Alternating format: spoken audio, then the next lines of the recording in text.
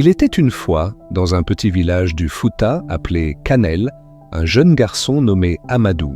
C'était un enfant curieux, toujours prêt à poser des questions et à découvrir le monde. Son grand-père, un vieux sage nommé Samba, était connu dans tout le village pour sa sagesse et ses belles histoires racontées à la lumière du feu.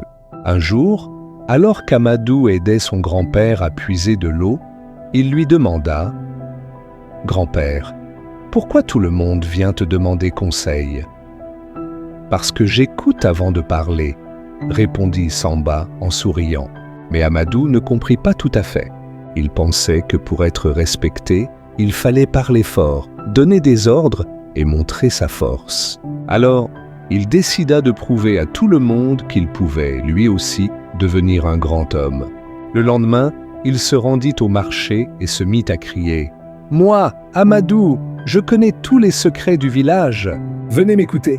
Les villageois, amusés, s'approchèrent. Mais très vite, ils se rendirent compte qu'Amadou ne savait pas de quoi il parlait. Il mélangeait les histoires, confondait les noms et se contredisait. Tout le monde rit gentiment et Amadou rentra chez lui, honteux.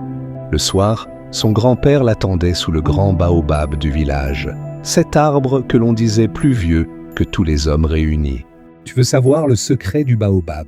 demanda Samba. « Oui, grand-père. Il est fort parce qu'il pousse lentement.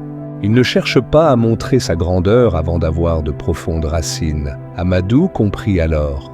Il décida de se taire un peu plus, d'écouter davantage et d'apprendre chaque jour aux côtés de son grand-père.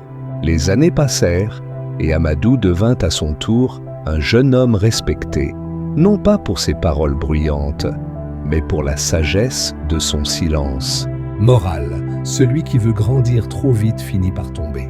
Comme le baobab, il faut d'abord enfoncer ses racines dans la sagesse avant de toucher le ciel.